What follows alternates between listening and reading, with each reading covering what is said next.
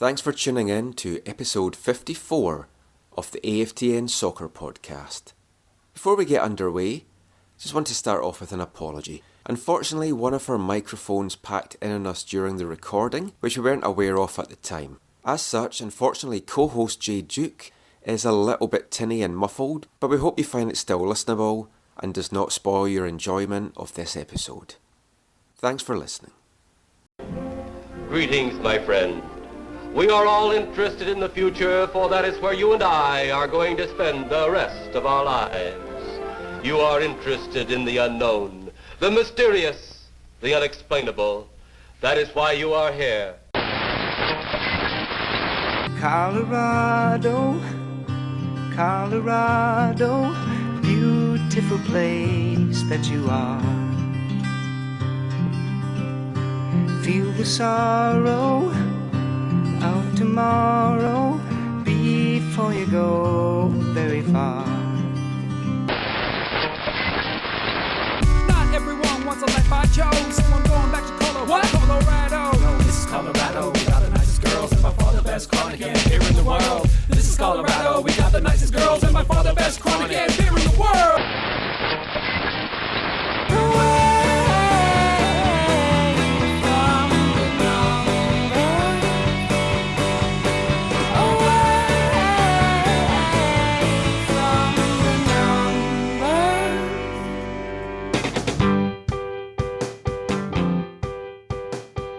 Hello and welcome to episode 54 of There's Still Time, the AFTN podcast.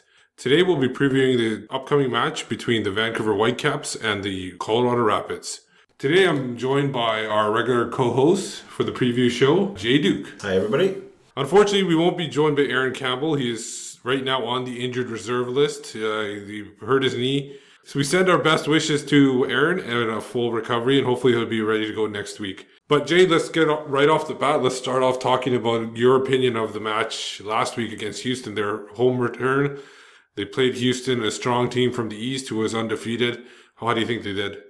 A bit of the Pedro Morales show. Anybody who didn't notice before, it seems like he's starting to get a little bit of league-wide recognition for the level of passing that he can really show. It was good. You know, there was very little from Houston at all, really, especially coming through the middle. And I thought Laba was just an absolute stud. Anytime somebody was coming down the middle, there was absolutely nothing there. Most of their attacks seemed to come down the wing, and we dealt with it pretty well, all things considered. So that's enough of that game. Let's get we're now going to move on to the upcoming game against Colorado. We're going to be joined by first Carl Robinson, and then we'll be joined by MLS beat writer for the Colorado Rapids, Chris Bianchi. It's important you win your home games or get something out of your home games, and obviously we've had two very positive results, and it's important we try and continue that on Saturday. Well, if they get a penalty, good luck where he's going, because he's gone every side and every angle. So we've just got to make sure we don't give free kicks up and obviously penalties away. It's important. They're very good at dead balls like Houston were last week. So it's important we deal with that. We stay on our feet. We don't go to ground, but then obviously try and put our stamp on the game, because it's about what we do. Just jumps at this beat as we all get down. I love Colorado, Fort Collins underground.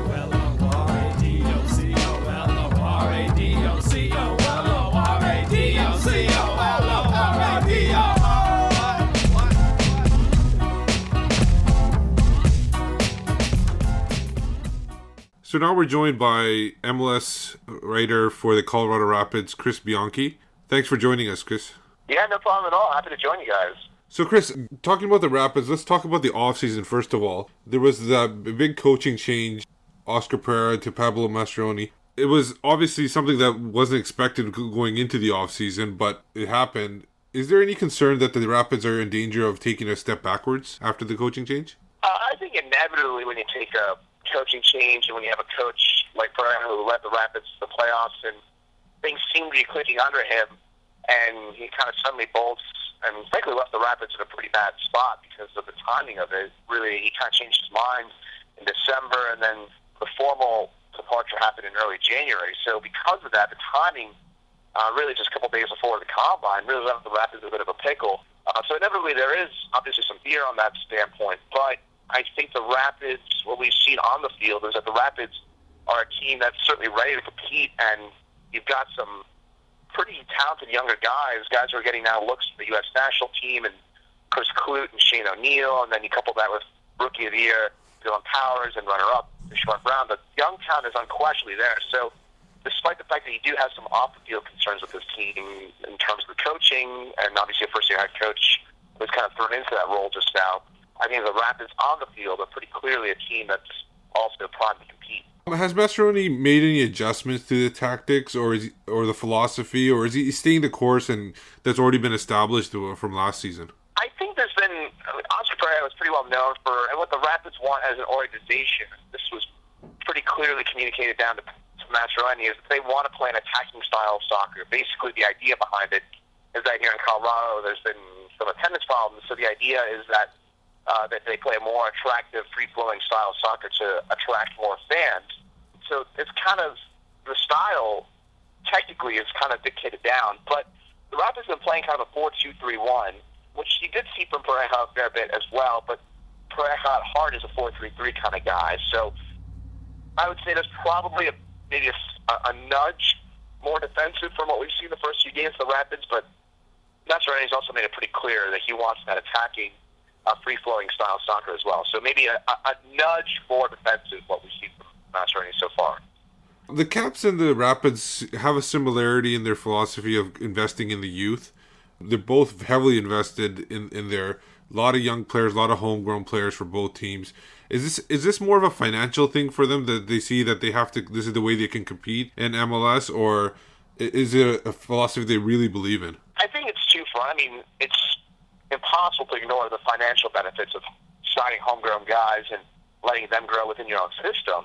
So I think there's no question about it that from the homegrown side, absolutely, it benefits you financially. I mean, there's a little question about that one. But I do think there's a deeper issue at heart here with the Rapids as well, which is they really kind of, since Tim Hinchey became president back in November, December 2010, the Rapids really want to kind of foster a Colorado pride sort of mentality within the club. And what I kind of mean by that is the Rapids have the state flag on their jerseys now, and that's a very new thing. You look at the sidelines, the Colorado state flag's on it. Basically, Colorado pride is one of the themes behind the Rapids now, and, you know, one of the club hashtags is Colorado for life on Twitter with the club. So the Rapids have made it pretty clear over the past few years. They really, and when they hired Pablo Mastroeni as well, they want Mastroeni to be the guy for the next 10 years. They want basically this club to maybe, I mean, obviously in a far lesser role or far lesser sense, but kind of take a Barcelona-ish approach to things where there's a sense of pride within the club. It's not a stepping stone club. It's really pride in Colorado itself as well as the club. So I think the homegrown factor for the Rapids might take on a bit of a deeper meaning because they've committed quite a bit of a sense to that over the last few years. A couple of young players that really impressed last season and really did well to, you know, in helping the Rapids make the playoffs was Sean Browns and Dylan Powers. Would there be any concern with them? First of all, how have they looked, and is there any concern that they might suffer through a sophomore slump in their second season? I would have said before the year there would have been a bit of a concern with Dylan Powers. He would have been my guess just because he's gotten off to a bit of a rough start. He had concussion problems at the offseason, and he's fully clear now, but he also had knee tendonitis during the preseason, so that limited it, really. And he's not really, I don't think he's 100% fully match fit yet either. So twofold problems with Dylan Powers, but he's been great. You see that. I think Powers has picked up right where he left off last season, and he's playing more of an attacking midfield role more consistently now than that heart of that attacking mid spot for Colorado, and he's been just fantastic, honestly. He set up 2 goals in the Rapids 2-0 win over Portland. Again, I can't say enough good things about Powers so far. I think Deshaun Brown's got to pick it up a little bit. He's had a goal off of a penalty kick where he got the rebound and scored against Portland, but otherwise, especially last game of the opener, there's been a positional issue with Deshaun Brown. Is he best suited as a center striker, or is he more of a wing midfielder? And I think so far what we've seen with Deshaun Brown is he's probably best in that wing midfield role, and he looks pretty dangerous at times against Portland, but otherwise, the other 2 games, he hasn't been particularly good, in my opinion. So Deshaun Brown maybe, I mean, you know, I guess every young player goes through their good and bad spells, and I wouldn't call it a bad spell so far, but he's perhaps been a little disappointing so far this season. So Deshaun Brown might be a guy to watch for. Again, really kind of figuring himself out positionally. I think the club is as well. Pablo Mastroeni is trying to decide where he wants to play him. And I think that'll be something to watch for possibly on Saturday against Vancouver. The Rapids went out of their comfort zone a little bit last season, especially in the summer with signing Sanchez and Torres. How are those guys, after having a full preseason, fitting in with the club this season? Obviously, Sanchez has 4 goals, but how overall are they fitting, both of them? Yeah, I mean, Sanchez has been an absolute stud since he arrived here. I mean, Sanchez was kind of a little under the radar, even though he's got a very decorated history with the Uruguayan national team and playing in La Liga and the Mexican top division as well for all those years, really making a name for himself over here, and people really know him here in Colorado, the people of Mexican descent. But Sanchez flew under the radar because Torres was the Rapids' first designated player signing club history, so he got all the attention all the time, and it was kind of a drawn-out process to get him here from Panama, or from Venezuela, where he was playing before. But Sanchez has been the guy who's really been the more impressive of the two, frankly. And Torres has not been on he hasn't been favored by Mastroeni so far. He started the opener playing in the more midfield role, but he's more of a true striker. And Torres has been on the bench for the last 2 games. He's gotten time in both games, but somewhat surprisingly, Mastroeni hasn't been able to find him a spot in the 11 so far. So that'll be interesting to watch for. And I think, if I'm guessing, and I'm guessing pretty strongly here, I think he'll start on Saturday against Vancouver, just because you look at Edson Buttle, who's been starting up top in that center striker role. He's got bad knees going into that turf, then that right midfield role. Same deal with Vicente Sanchez, who's 34. You're looking at 2 guys there who are pretty much primed for a rest right now. Mastroeni hinted at that today when I talked to him. So I would say that you might see Gabby Torres, but Torres has been a bit more of a spurts guy. He had to go on international duty quite a bit last year, so we haven't really quite seen a full helping of Gabby Torres yet here in Colorado. But I think we're curious for a little bit more to see from him over the next few games and certainly this season. A couple players that the Rapids picked up last season, Clint Irwin and Chris Clute from the lower leagues, they're right now have injury issues. What are their status? Is there anybody else that is injury concern right now going into this game? Well, Marvell Wynn won't be there on Saturday because he's been suspended, and there was some concern that his partner at center back Drew Moore might be suspended as well, but that was just cleared up. Drew Moore will play on Saturday. Dylan Cerna, who started at right midfield, he sprained his ankle in training recently. He looks like won't be able to play this weekend. They're gonna give it a go. It looks like he'll definitely play against Toronto the weekend afterwards, but it doesn't look like he'll play. But the Rapids do get Jose Mari back from suspension. He had a red card at the end of the at the end of the Portland game. So the Rapids will get a couple players back here this weekend, but they'll also lose a couple, as happens. Clint Irwin's battled a right quad problem over the first few games of the season, but he's also kind of lost his full stranglehold on the starting goalkeeper spot to John Berner, a rookie second-round pick who's impressed. But the Rapids gave up 3 goals on Saturday. I don't know how much blame Pablo Mastroeni will give to Berner on that, but look for possibly Irwin to possibly start this weekend here against Vancouver. And I think the other guy you mentioned was Chris Clute. He won't play this weekend. He's still out. He's got a few more weeks. He's got a left hamstring issue. I believe it's a strain there, so he will not play this weekend. And the Rapids looks like they're going to sign, for a lot of you European soccer fans, especially from the 1970s, will remember the name Johan Neeskens.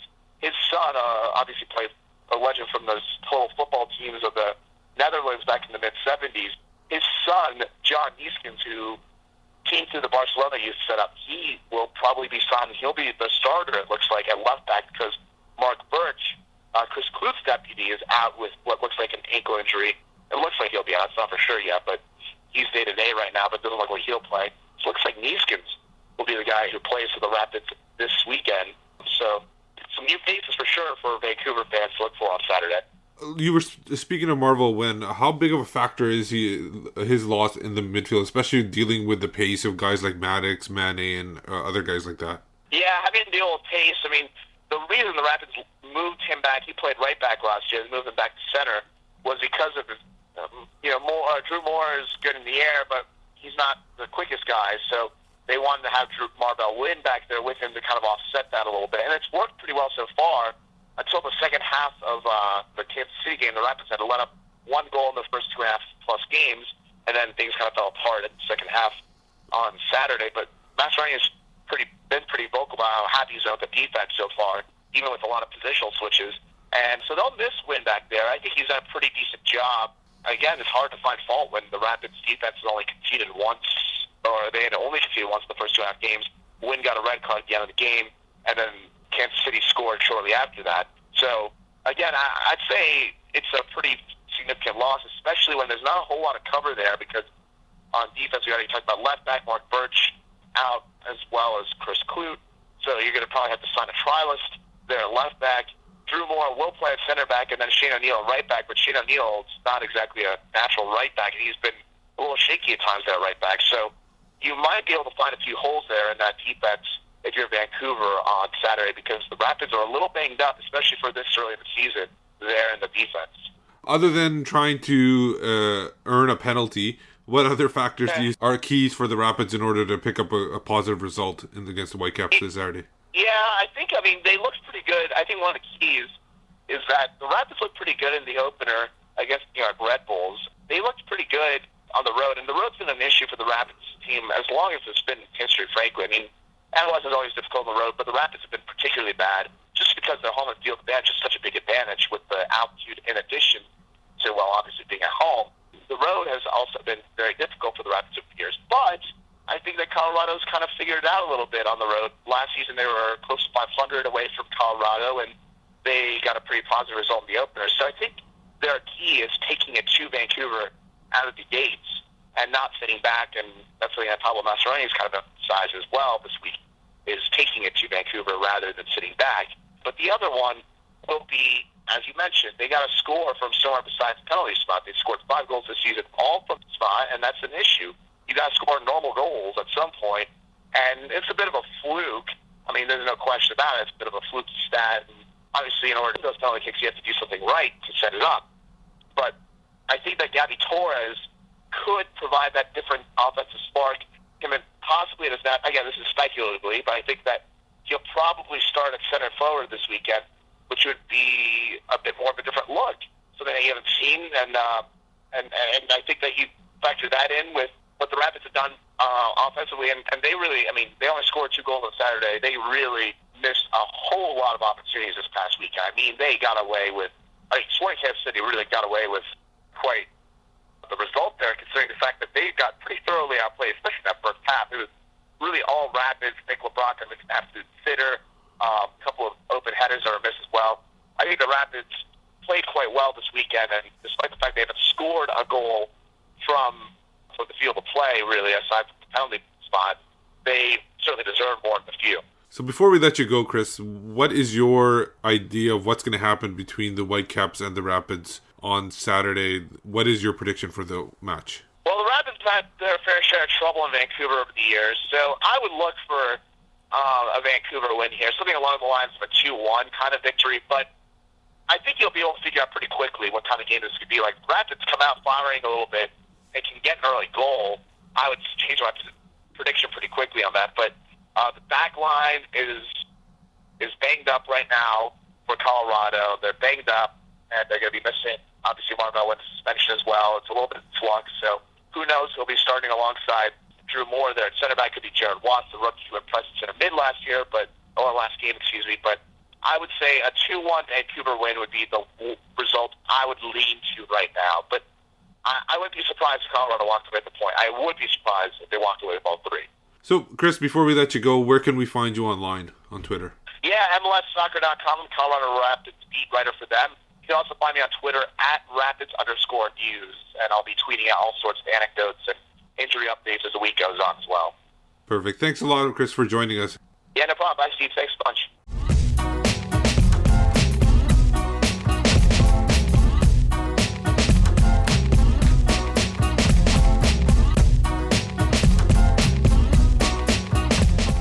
So that was Chris Bianchi from MLSsoccer.com. Now, Jay, obviously looking forward to this game. One of the biggest points is people are going to talk about is the formation. Do they stay with a 4-4-2 diamond? Do they go back to a 4-2-3-1? What is your opinion on that, and how it is if he's ready? Because he has, as of Wednesday, he's only training on the side of the pitch with the trainers. Is Rio Coker ready to come back into the lineup?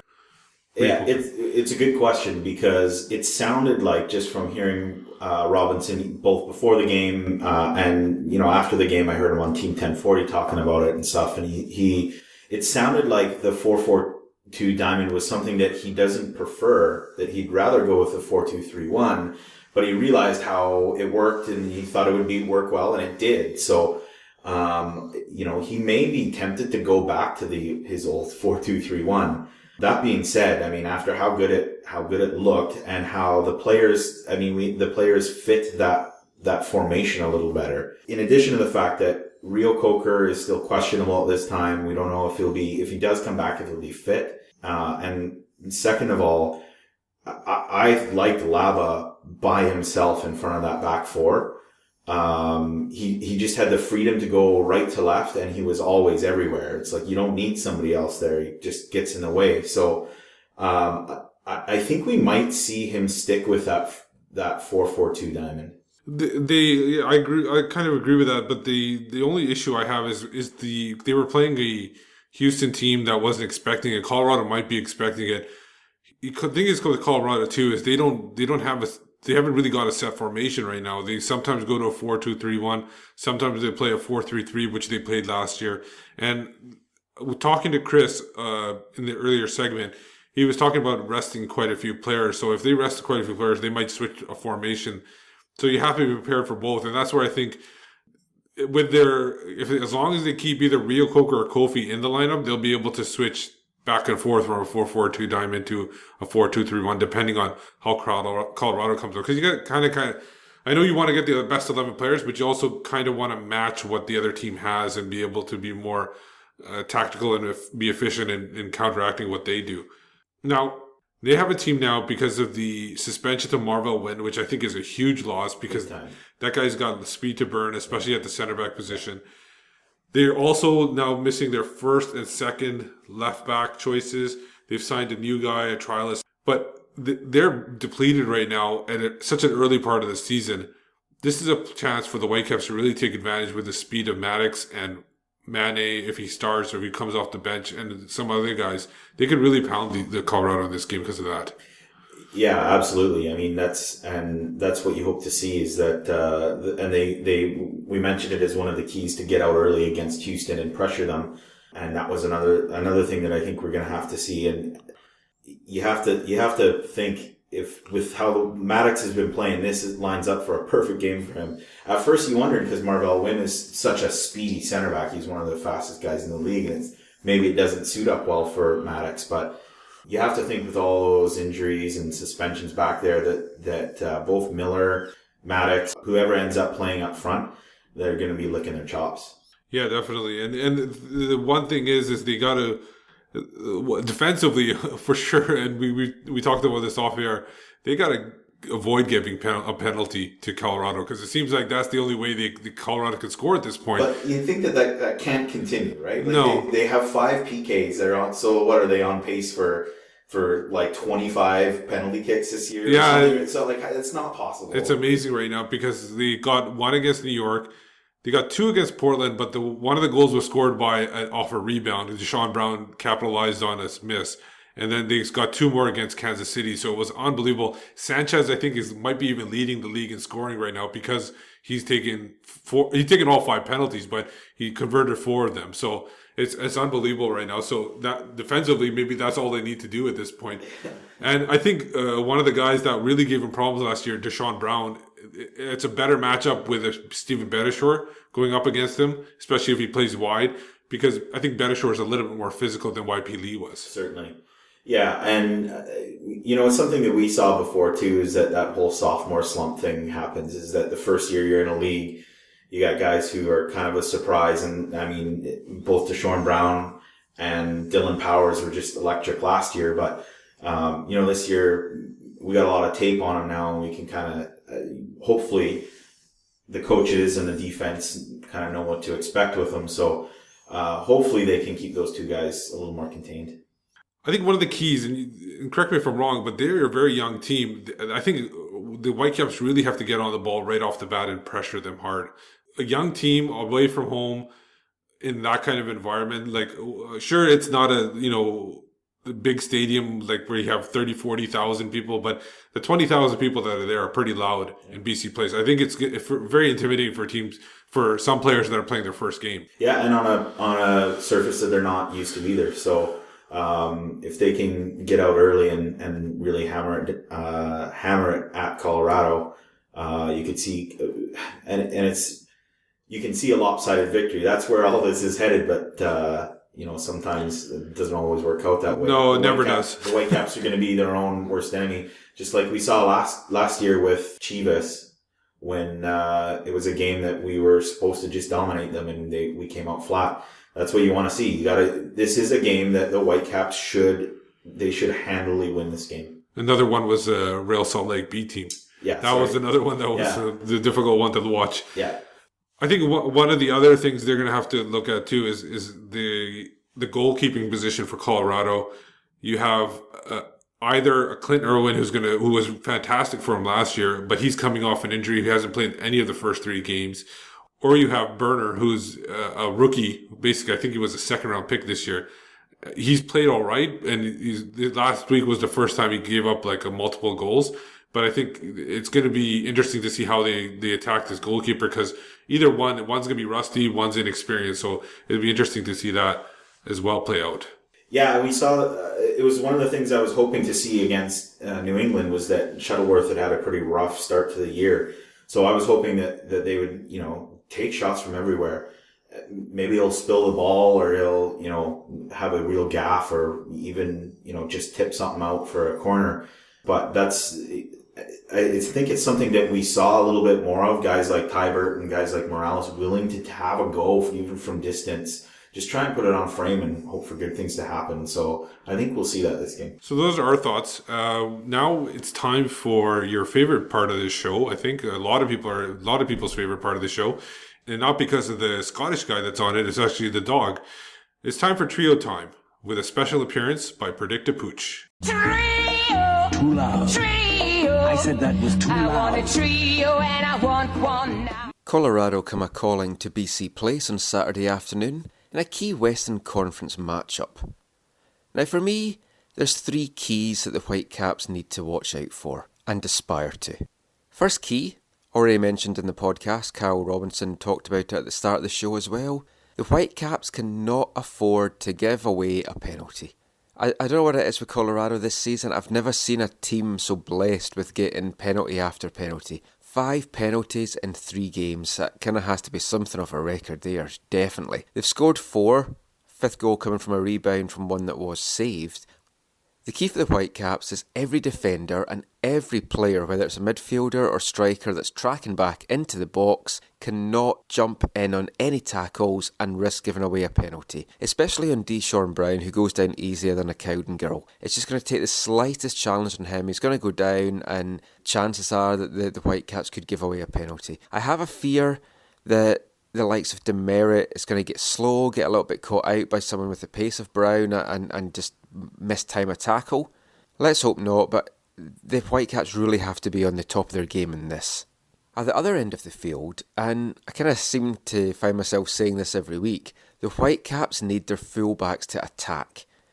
Colorado's defence, in fact Colorado's whole team, is likely to be weakened for this game, and one of the key components for the Whitecaps getting success for me is to attack up both wings. It's important that we see Stephen Beitashour having a game at long last where he actually pushes forward. We saw it with Jordan Harvey last week to a lot of success against Houston, got the goal, pushed forward a lot, and both of these guys have to do that on Saturday. And I think if they do, you're going to see 1, 2, who knows how many goals that could maybe come off this. And my final point in this trio of things that the Whitecaps need to do or aspire to in this game is to win the aerial battle in both boxes. Colorado are definitely susceptible in their penalty box of not being able to mark when the balls are headed down or headed onto goal. They are also really good at set pieces, and the Whitecaps central defenders in particular really have to win these aerial battles and just make sure that the Whitecaps are strong in the defence. So no matter where it is on the pitch, they have to win in the air. So that's my trio time for this week, and now it's time for Predictapooch. This week we thought we would simplify things and also to make it a little bit fairer. So we're going to throw 3 balls that are pretty much the same colour. There is a large orange chuck-it ball. If Predictapooch brings that back, then that will be a Whitecaps win. There's a red Santa ball. If he brings that back, that will be a draw. And then there's a slightly smaller chuck-it ball, still orange. And if he brings that back, that will be a Colorado win. He's currently 3 for 4.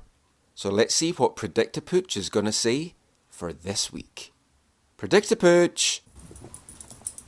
So here we go. 3, 2, 1. Chase those balls.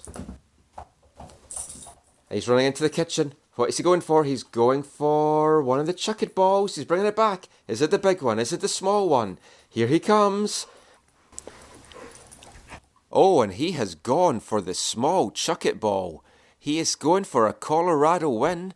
I think he's going to be wrong this week, but we'll find out on Saturday. Trio. Too loud. Trio. I said that was too I loud. want a trio and I want one now. So thanks to Michael there, and obviously Predictapooch, who predicted a Whitecaps loss. Let's go over the formation. I personally don't think there's going to be very many changes. What do you think about the back line and the goalkeeper? I don't think anything there, right? No, same. It's going to be the same. And then up front, nothing changes, I don't think. Let's just get to the position where I think things change. And this is the one that Kofi played. And it's not really anything that... I don't think Kofi played horribly. I don't think he stood out as much as people wanted him to stand out. Who do you think goes in there? Do you think Kofi stays in? Rio Coker, like we mentioned, he's only training right now on the side. He hasn't done any full-on training. Or do you think Fernandez comes in? Because Fernandez was the first guy off the pitch in the reserve game. Yeah, and it's going to be a question of whether or not Robinson wants to play the 4-4-2 diamond or the 4-2-3-1, or if he wants to play like we were talking about off air, if he wants the ability to switch it immediately. And if you play Kofi in there, or Nigel Rio-Coker, you can switch to that 4-2-3-1 whenever you want. You can drop one of those guys back. Whereas if you play Fernandez, I mean, you could always drop Tybert back. We saw him there in preseason, but you know, he hasn't had a lot of experience there. So I think that I really think just from what we've seen, he might go for it, and he might put on Fernandez, and really play what we would call an attacking 4-4-2 diamond, because, you know, those two wingers, wingers for lack of a better word in that 4-4-2 diamond are, you know, quality attacking players. They could really go for it with that and just leave Laba in front of those back four on his on home turf. Especially, I think, with a guy like Dylan Powers. Dylan Powers had a fantastic rookie season, but he's not a finished product right now. He's still a young player who probably struggles on the road a little bit. I think a guy like Matthias Laba can control a Dylan Powers by himself, and I don't think they need a second guy there. And usually they play only one man up top so well, so I think Laba can handle that, and I don't think they need help. And I think a 4-4-2 will be beneficial in the way that they're not, in this game, they won't be worried about the flanks as much, so they'll be able to even run more of Harvey and Bedishore, hopefully Bedishore more, but both of those guys will be able to move up the pitch enough where they can do some damage in the attack and not worry too much, because you can always have those two tips on the side tips move over and cover those fullbacks. I think the real question is whether or not Robinson sees Fernandez as a guy who can play in the center of the pitch in a possession-oriented game, because we've seen him up to this point as more of, you know, that kind of wide attacking player who is responsible defensively, but not really so much your kind of possession type of center midfielder.